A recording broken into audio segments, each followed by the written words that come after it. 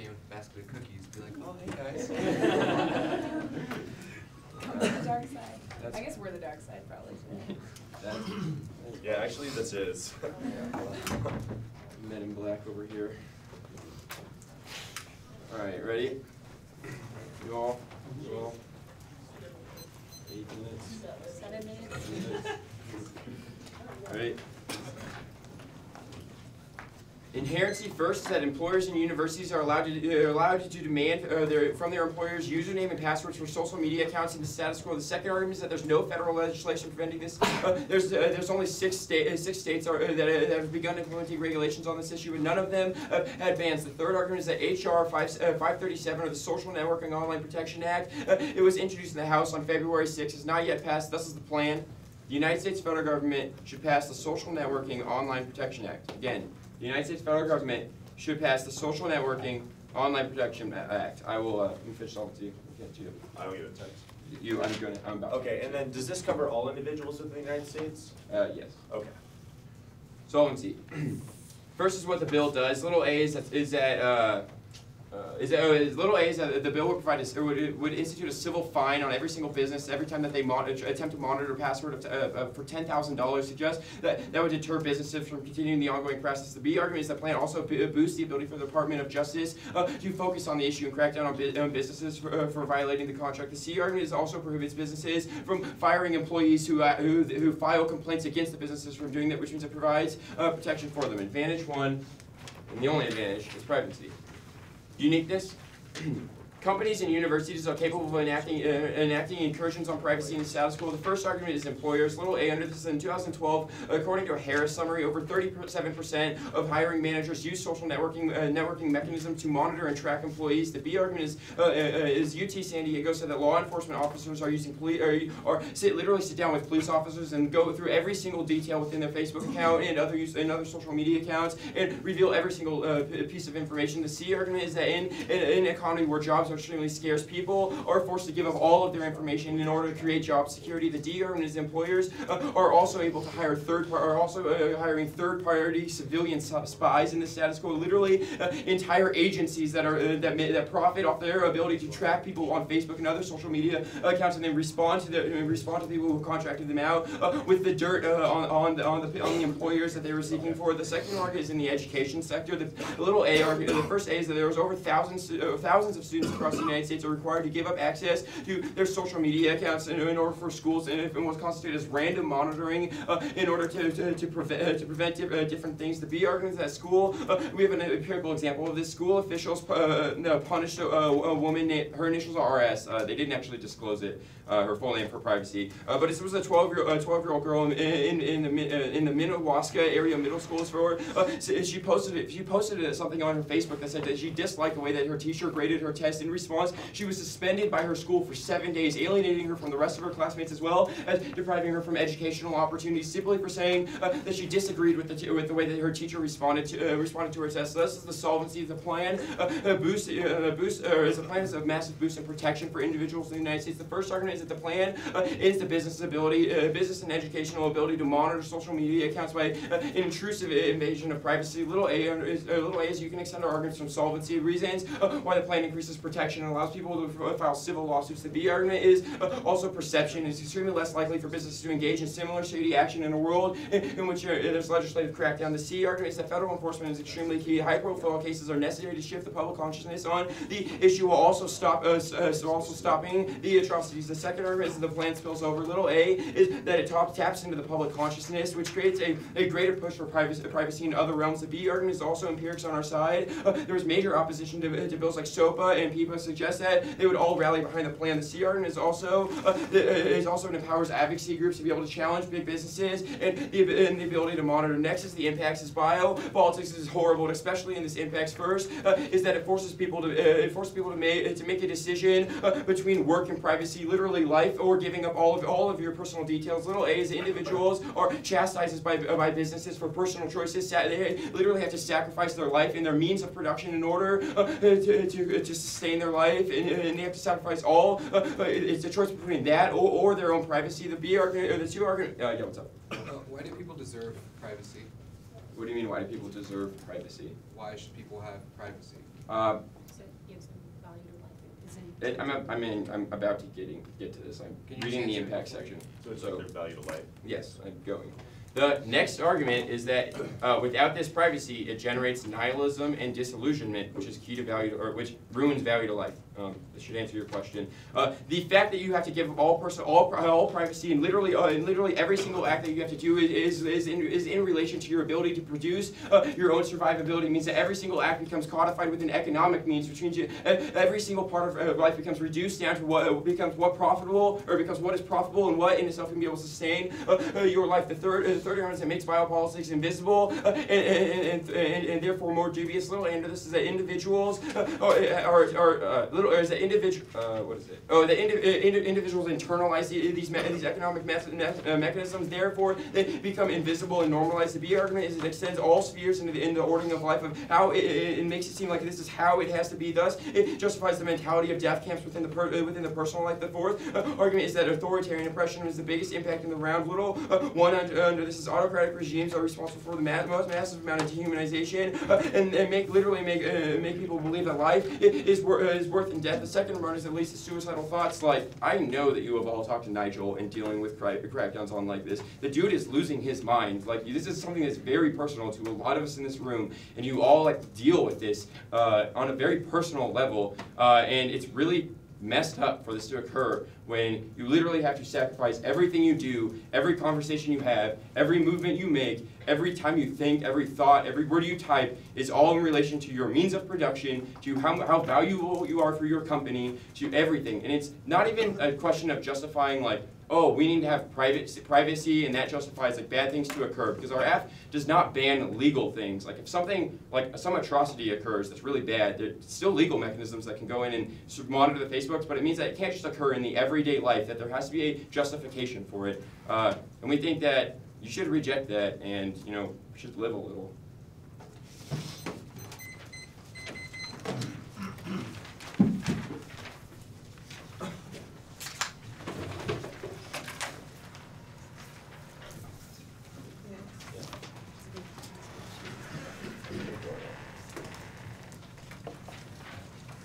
You all have an order?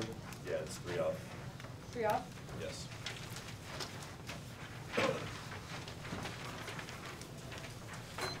Will you be getting to case? Correct. It's 3 off and then privacy. Do I need my solvency page or no? No. Okay.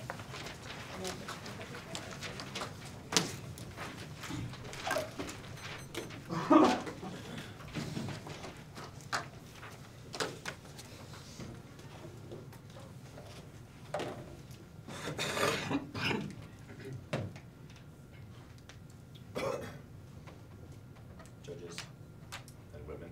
Yep.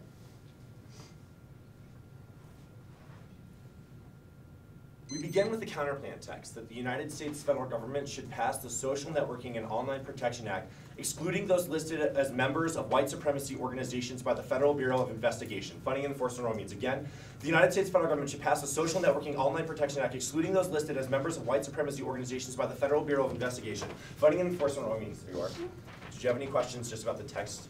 Yeah, what is defined as a white supremacy organization? We have that listed within the case as of right now. They're defining new type of organizations that are increasing their recruitment efforts, i.e. like sites that establish martinlutherking.org, just buy new types of public domains that say things that would be like for new civil rights acts, and then plaster them with understandings about how the South was right, about how slavery was the best economic solution toward the United States, about how black denialism is occurring and Obama's not actually a citizen, that he's betraying sort of his black identity. So there's certain forms of history that you think just flat out shouldn't exist? No, the Southern Poverty Law Center has a group, the FBI refuses to recognize them. And thus, proper.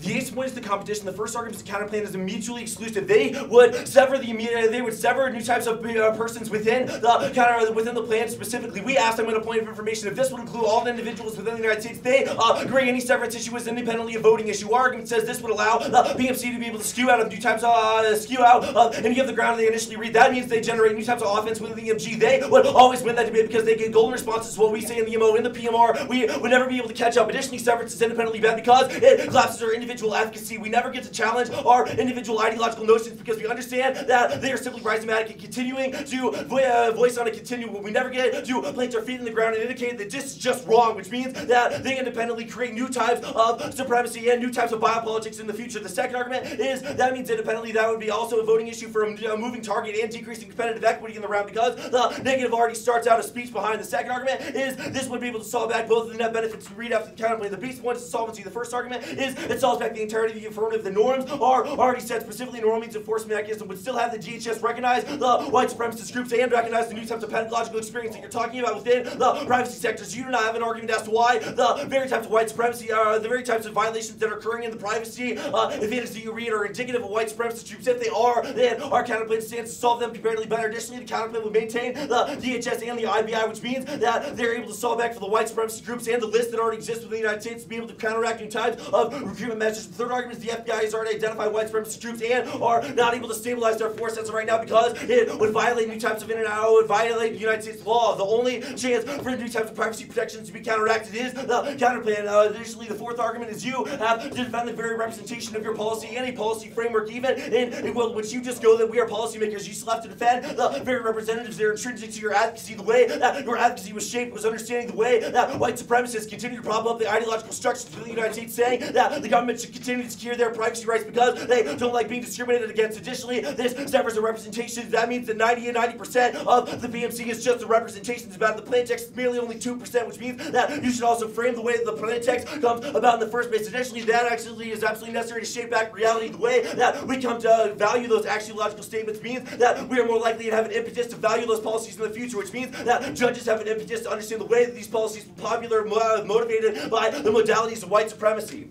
Racial denialism.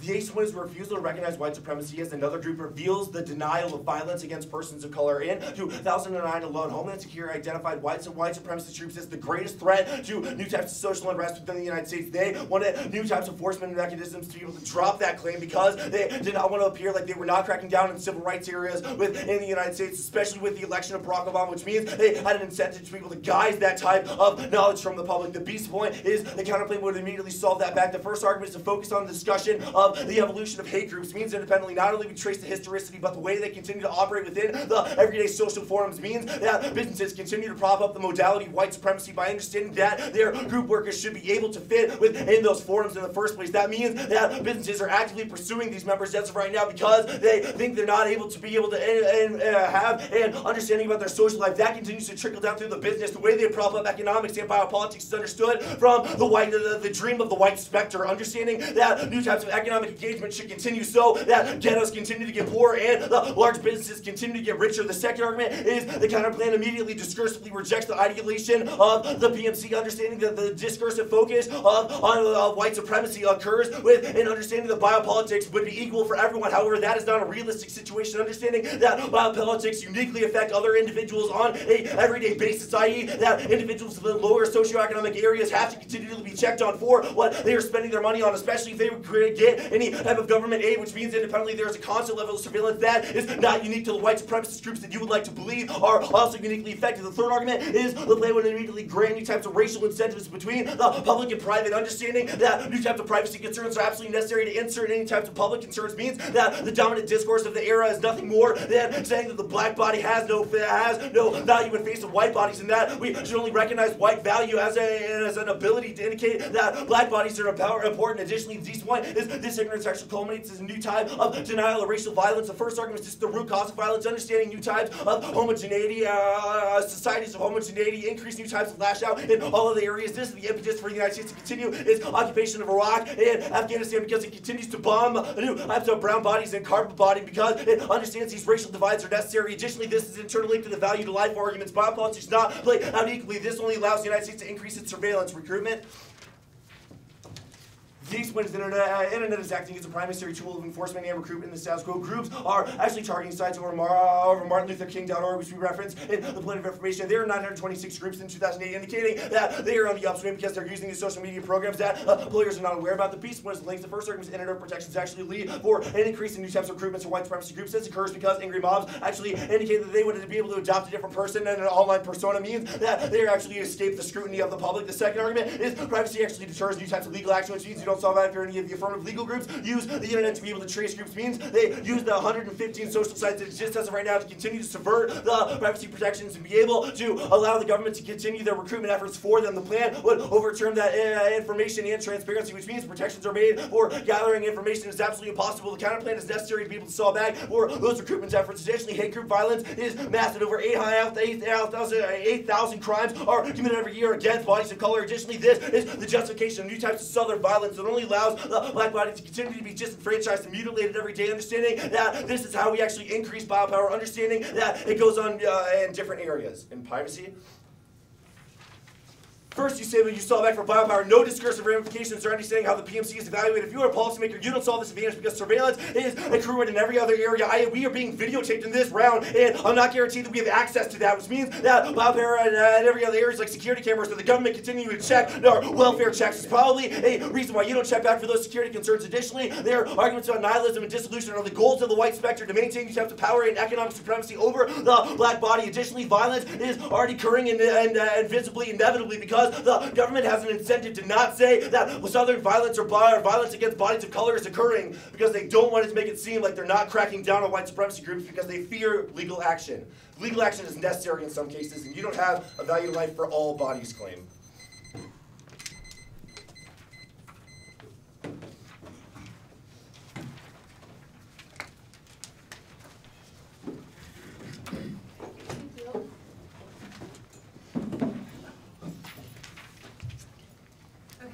It will be the case in order. You don't need your solvency page. And then it'll be the counter plan. And if you like a separate sheet of paper for theory, go ahead and put one there. And then disadvantage 1 and disadvantage 2. So is it denialism and then recruitment? Yeah. It is. I think I need the total order again, I'm sorry. It is the case in order. It is a new sheet of paper. If you like a new sheet of paper for theory. Okay. It is the counter plan. It's denialism and then recruitment.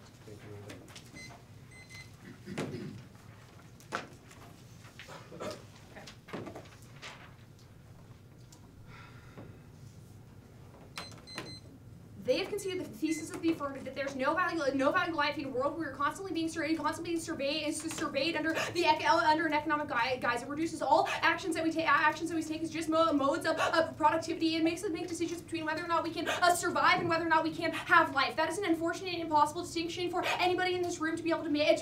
They make an argument that says that we don't have any discursive framework. We don't need a framework. We don't need a framework to back up our discursive stance, which has been clear throughout the round. Obviously, our argument is not something actually fiat. It happens after this round. We can all agree that it is a choice. It is a choice and ethical confirmation of the PMC or the LOC. There. Next argument is about surveillance. They say we're being videotaped in this round. First argument is that we have been videotaped by this person for a number of different terms. We have made an agreement with the video camera in the back that he's going to send all of these videos to Mitch. The next argument and it's public. Yeah. And it's public, which means that it's a different type of surveillance. Also, we would characterize the surveillance that comes at the cost of your economic productivity as distinctively different than any sort of surveillance. There's no impact to the surveillance that's happening within this round, as opposed to the impact the surveillance that we highlight on case.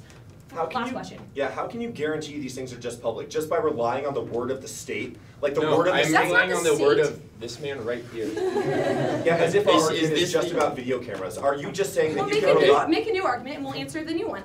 You can extend across the entirety of our uniqueness. It talks about how companies and universities are tracking the status quo and that educational institutions are tracking the status quo and the entirety of our solvency. They don't counteract the fact we have the capacity to spill over and change public consciousness and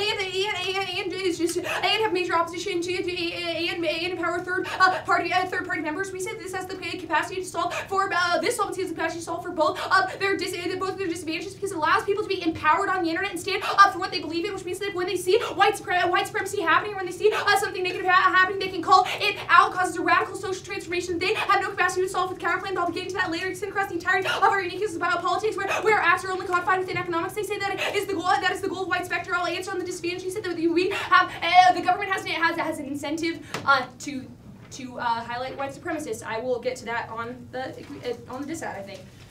The government doesn't have an incentive to do so because they fear public backlash and a massive PR meltdown if they act in favor of white supremacists. Theory. Our interpretation is the counterplan must be textually and functionally competitive. Once again, the counterplan must be textually and functionally competitive. Their counterplan is not textually competitive. It just tacks on something at the end. First argument is moves the entirety of the PMC. Moves the entirety of the PMC by grabbing the entirety of the text, but also the entirety of the function of the PMC, excluding a tiny part that leads that destroys the ground of the affirmative. Next argument is infinitely regressive. Not textually competitive counterplan justify tiny additions onto the end of it that we can never have the capacity to predict, especially when a bill is so great and there's so many different organizations that they could have chosen third real world. We would say that if they're so set on real world education and real world policy making this, that does make sense because a bill like this is so similar to the affirmative would never survive through legislation. It would just get compiled into another round. Yeah, we make this voter opera recent vote for creators and education. I'll get to their senior second.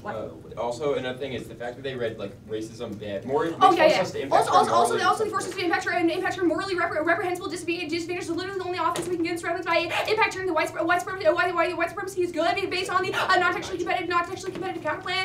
Extend across the voters go to their arguments there. First argument is excuse the PMC and gives us new ground. Our argument is that if the text and the thesis of the counterplan is similar to the affirmative, it will justify the permutation. And also this doesn't have anything to do with whether or not it's a voter. You say that severance is bad because it means we don't challenge our notions. No, instead it means that we compromise and come to the table of discussion about what would be the best policy option. Our argument is you can read a counterplan that would challenge the notions of the PMC as long as it's actually competitive. You say to make a moving target because you can't compete. You have the entire block to hedge against my argument. Now onto the case for permutation to the counterplan. Permutation to the counterplan is pledged legitimacy against all of the text of the plan and part of the text of the counterplan. We say it's legitimate because the text con block. Next argument is the affirmative solves because if the white supremacist group does anything actually illegal, we say at the bottom of the PMC will have the capacity to monitor them in that instance. It's just that universities and businesses don't have the capacity to monitor them when they're working for them, when they're trying to get a job. Or next argument is your logic of excluding one group is the same logic of purging by saying that one group should be excluded from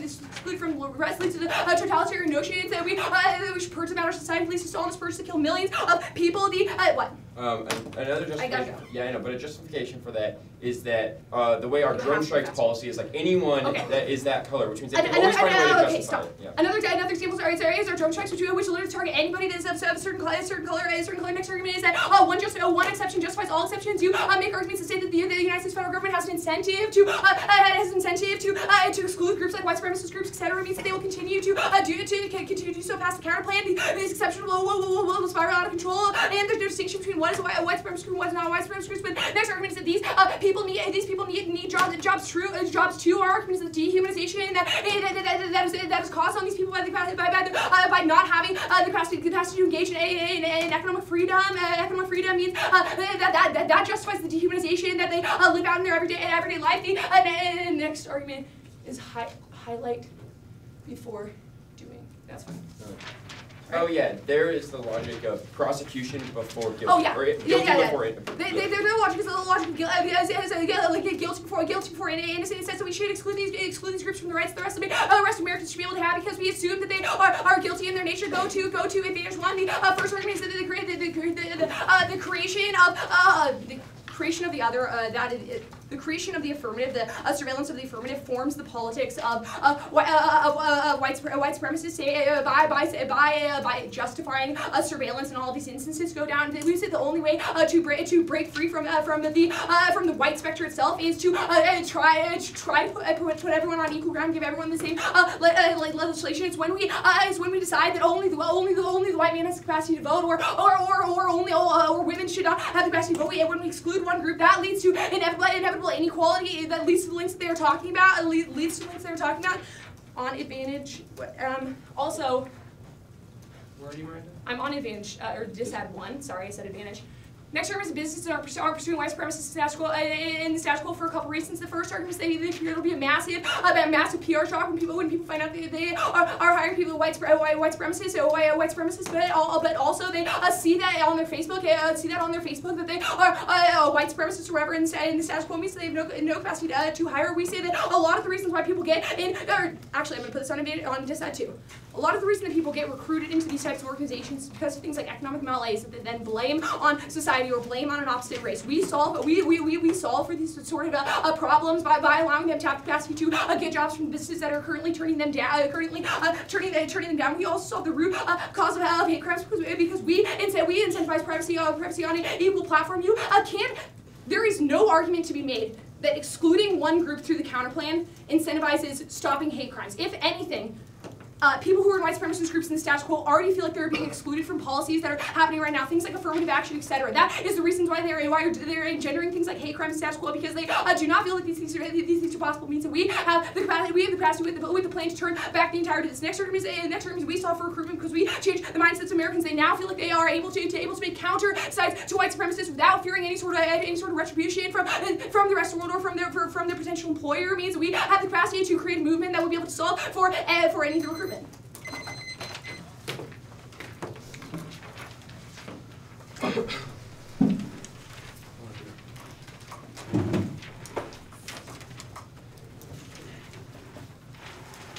Order?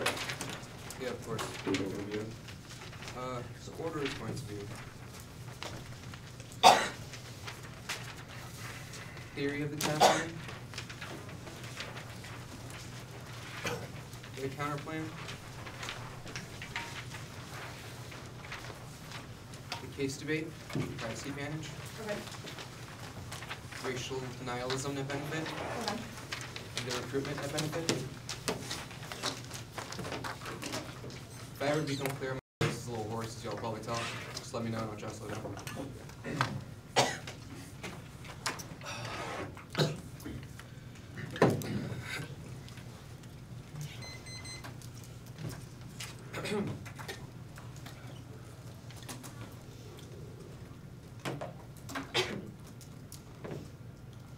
On theory, our first argument is we meet if the plan was actually a policy, it would list all the groups that would have protections for time. We allow the text to just be a sentence. Our counterplan would be textually competitive if they've what does it say, Mike? If they wrote out the mandates, because we would just leave out the supremacy groups. It's a reason why your textual competition arguments do not make any sense. Our second argument is counterinterpretation. Counterplan should be valid via singular exclusivity, determining if both can happen at the same time. The three is we solve all their offense. They say we move the PMC, however, we give them half ground because we asked them in the POI whether or not you give protections to all your entirety of the advantages about biopolitics, indicating you would be able to leverage that against our argument. You say it allows for tiny additions. We are not a tiny additions. We are subtraction. Proven by the way in which you've chosen to defend the entirety of the URF. You say that this is most real world. We critique that offense. We critique that notion. We indicate the way in which the real world operates is in which white supremacy groups are not actually recognized in the current world, which indicates your calls to real world are only to affirm the same kind of white supremacist politics that we are indicting. That is the ethical obligation to vote against this theory argument, because if we only have arguments about the ways in which we can do white supremacists, that means our education is valueless. You say we can't get an impact. However, you did the same thing when you talked about Nigel at the end of the debate. What are we going to say that Nigel should not have a right? Our argument is that we needed to have something to be able to leverage against this argument. Equal risk of a link. You have no offense. This is not a justified permutation because topic areas would be able to check the infinitely aggressive abuse. You could have done research able to solve that back. We also could have just read a million dissads, solves all your offense. You don't get a permutation. That's the test competition, not the same as us being able to check the plan, which means we need to get a unique offense. Also, absent the ability for negative flexibility, you get the moral high ground in the world where you are able to just claim that privacy should be good because all your buddies in this room believe it should.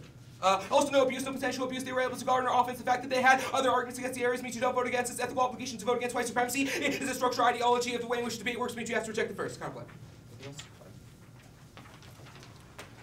They say permutation. The permutation, however, links to our severance arguments. None of your sexual competitions or arguments are going to be able to justify the fact that you can see the argument that it justifies out of 98% of the representation. So when you see, this is the same strategy of white denialism, which we go critiquing, which you try to say, yo, we didn't mean that. That argument is that there are fuels to pin the way in which U.S. policy is able to function in status quo, allowing for the domination of white supremacy in the future. You've also conceded our argument that all your arguments about how, well, if they do anything illegal, we would solve that back do not occur because the FBI does not recognize white supremacist groups as people that they can prosecute. In 2006, there was one guy who said white supremacist groups are the greatest threat to the nation. The GOP then forced him to shut up and then took it off the list, which means the plan would exist in a vacuum in which white supremacist groups will never have anything done against them. That is the point of the counterplan. None of your uniqueness arguments make any sense. You will lose this debate.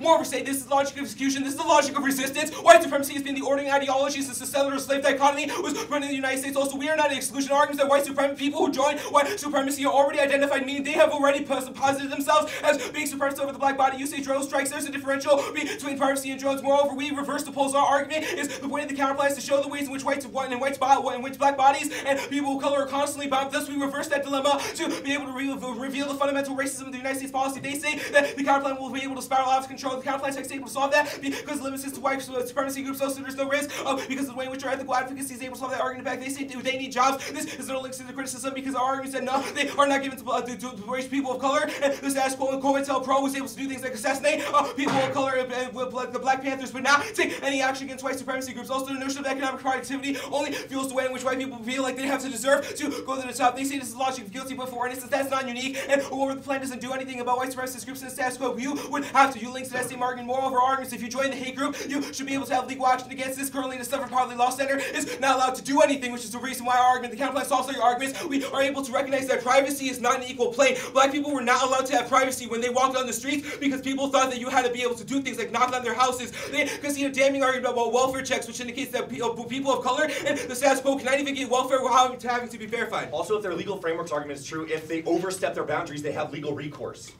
And if your legal framework argument is true, if they overstep the boundaries, they have legal recourse. I have a question. Yeah. Your argument is that the FBI can't do anything because there's no definition of white supremacy groups. They don't list them. But If they're not listed, The then counterplan how does does that. the Advantage on counterplan privacy. do anything? That's a solvency argument. Normal means that the counterplan would have the DHS then recognize. Other bodies Advantage on have privacy. already recognized It's that. a normal means claim. Yeah, Okay. that you concede that. Sorry. Privacy. They say no value of life. We have several arguments. The first is that surveillance is a state of ontological blackness. We indicate that the constant notion of having to be surveilled was one now on the plantation and one that still exists. The way in which the prison industrial complex serves as a site of surveillance means that the ways in which you conceptualize privacy presume that it is on an equal plane. Moreover, UMass the inequality, our argument that welfare checks is devastatingly conceded, indicates that even in a world where you granted privacy protections that only allows for the same kind of white productivity and economics, doesn't understand the way in which welfare is uniquely a point of concentration in which black bodies are continually positioned in surveillance. Moreover, we get no recognition, no justice, no peace. Our argument is the status quo wouldn't be able to resolve this argument because the way in which they're now defining the status quo. Moreover, the counterplan reverses that because it reverses the poles that spotlights the way in which inequalities functions in the status quo. You say economic productivity, we call that white productivity. The way in which white supremacist groups should not be allowed to do that. Moreover, the counterplan is able to resolve that argument because people can go to work as long as they don't have supremacist ideas, which is something that people should be able to call out. The logical state surveillance means you just all causes to your affirmative that you're not able to solve. If the state still exists, only risk that the counterplans are able to solve that argument. You say biopolitics, however, the notion of ordering life is different depending on your skin color. Our argument is that the only way to be able to talk about the racial antagonism is to solve that back. You say the government will face backlash. That is our argument. We don't care if the government face backlash. It's an ethical obligation to be able to fight against racism. You can see that argument. No vital life in a world of white supremacy indicates it's try life for the counterplan. Go to racial domination. They say that we would solve because white people and other people need to get equal ground. This is the logic of interest convergence by which we pretend to say all equality, but rather it only leads to the same kind of notion where we actually tend to forget that color exists. This is devastating in a world where they've conceded argument how you only allow for white supremacist groups to be able to do things like go into business and increase their engagement because they are able to adopt a different persona on the internet that is hidden from the way in which people should be able to verify that shit. Moreover, they say businesses won't pursue it. That is our argument. Businesses will not pursue against white supremacist groups in the status quo precisely because businesses are structured by an ideology in which racism against people of color is justified because it's just the way things go. Our argument is that the counterplan remediates that issue. You say that businesses will not hire white supremacist organizations. The entire history of the United States is true because businesses are run by white supremacist organizations, which is the reason why we should be able to call their argument out. The impact of this argument is devastating, indicates that any risk of the plan and part of the permutation giving privacy would lead to an increase in the ability for supremacist groups to be able to adopt online personas by which they're able to meme their way out of having to take any precaution against them. The impact is 8,000 deaths that occurred in the United States. They have to win the businesses want to hire white supremacists. Moreover, they have to win the businesses or to hire white supremacists, which is an argument that we say we'd be able to resolve that back. Moreover, the logical welfare surveillance means that you have no offense to your economic productivity argument because it inevitably occurs in the result of the permutation. Recruitment benefit. They say people are racist due to poverty. That is a historical analysis if I've ever seen one. She never said that. All right. Well, they say Doesn't matter. You don't get due to economic malaise. They see people join for other reasons. We still have several rings on the plan uniquely increases this. You just heard the ability for legal actions to take place. That is a concession argument. You also allow for transparency, which means that hate groups are allowed to increase in the status quo. They also say that we're able to stop the root cause. No, we don't. We have a couple of devastating links indicate that you allow for the persona to continue. You say hate crimes already feel excluded because of affirmative action. We don't care. Our argument is that they have to be recognized in the status quo. They will inherently feel excluded because they feel like other people are inferior, which is the reason why we solve that back. You say we solve recruitment, not links to this argument. You do not solve recruitment for several reasons. You have conceded that in a world of your plan, the Sovereign Poverty Law Center would have a very difficult time finding out where these organizations actually exist, making legal action impossible. We have to be able to reverse the polls and use it against them. The impacts are devastatingly conceded. They've conceded the root cause argument indicates that the logic of white supremacist ideology means that there's biopolitics will inevitably continue in the future because it is exported to places like Afghanistan and Iraq. Only a question of whether or not the counterplan discursively is able to reject that, which means its ethical obligation to vote as the permutation is merely the act of denial, which means you cannot vote on that argument. The textual competitions are merely to sideline the discussion and reason why we win.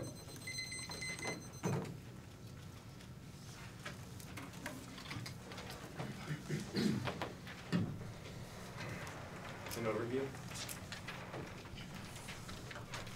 From the counterplan. Theory. Yeah. You know what I'm saying? Privacy. And then net benefits in order. Denialism and recruitment. Overview, counterplan, theory. Is the theory before the substance of the counterplan? It's after the substance. Okay, thanks.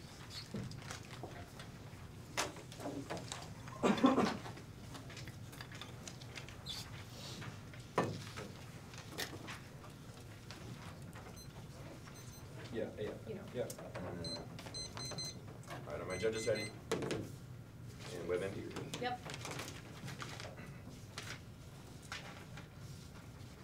The ballots will read that SIU has a counterplan that solves the entirety of the affirmative. A risk of a net benefit guarantees SIU wins the debate. Our argument is that they do not say businesses would collapse after the counterplan, that legal frameworks collapse after the counterplan, and that internet privacy as a whole goes away after the counterplan. We solve 98% of the plan. They have to win that white supremacists are good to win the debate, or theory. That's probably more probable, and we'll answer the crap out of it. But our position is that independently, any of the reasons why they get a permutation in this debate round distort their efficacy and only allow the structures of biopower to continue and allow the structures of white supremacy to continue. Counterplan proper. First, the severance issue, their arguments are that they get a permutation because of text hub. We'll answer it on the theory proper, but independently they have conceded the argument that this destroys individual efficacy, i.e. the ability to just resolve our bodies against a singular issue means that they continue to be floating around the rhizomatic space of saying that multiple things are bad at the same time. This means that we would never be able to pinpoint new types of biopower, and the vestiges continue in all of the areas. If their new framework characterization of the MG is true, then you have an independent reason to vote them down on face because they have tried to distort the reason why biopower would not be concrete. That argument means that they're in a double bind. Either biopower can be resolved by simply talking about it, or it means that independently changing our advocacies constantly and never focusing on biopower allows it to continue. Either way, they can't solve their advantage.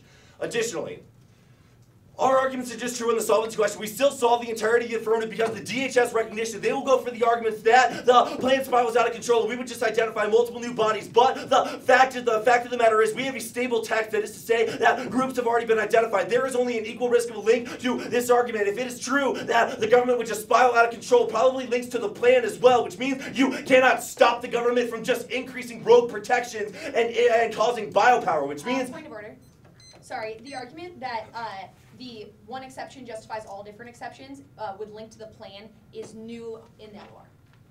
Absolutely not. Yeah. You make this argument, and then Josh says not only is the text stable, but also there is a risk that biopower could spiral out of control as well. So he doesn't say the plan, sure, but he says biopower can spiral out of control, which is the impact to the app. I think this is impact weighing. This is the way that your mechanism spirals out of control, just the same way that racism could.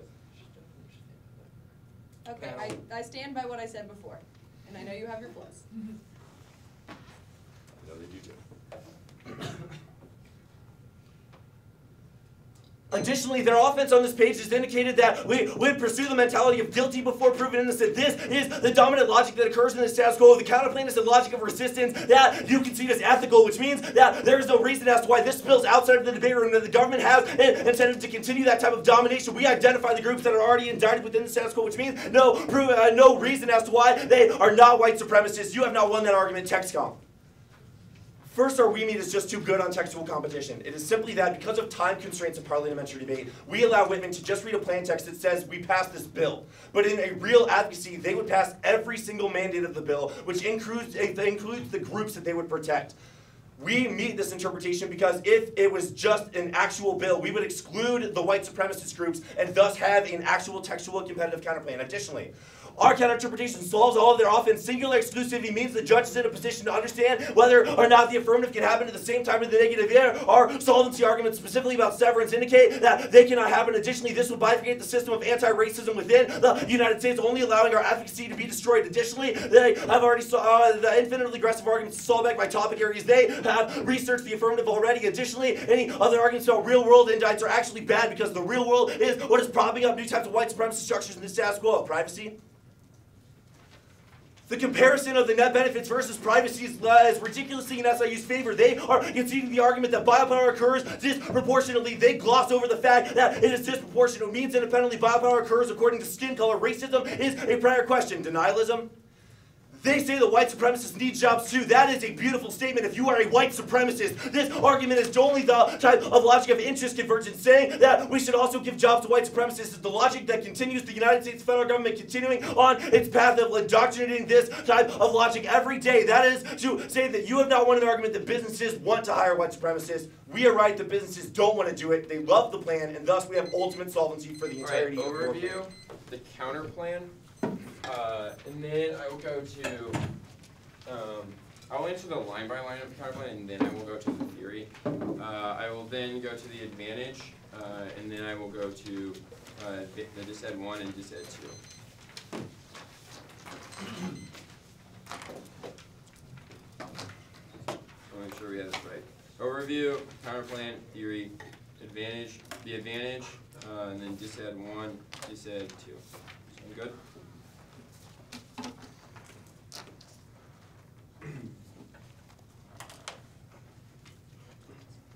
Everyone good? SIU is correct that the counterplan solves 98% of the case. They've made a fundamental concession that that 2% that they exclude reproduces race and it reproduces the same logic that they indict in the same place. Their argument is that in the past, in the logic of surveillance on the plantation, there was a certain group based on their color and in their relationship with that color that was excluded and therefore justified the surveillance and biopolitical regulation over them. Their response is to then say, therefore, we should choose another group based on their color, based on their skin color orientation, and then that justifies their exclusion. Our argument is that reproduces the exact same logic that they criticize. This is fundamentally mishandled because Josh makes one argument, and that's we're not doing that, we're fighting against it. But our argument, which you have conceded is an internal link turn to the entirety of your disad, which is trying to fight against it, just reproduces the same race relations, which means the ethic of the blanket slate, considering everyone equal of the PMC, is necessary, at least as a leap of faith, to try to displace any group or any picking out of a single group based on their skin color and therefore justify their exclusion.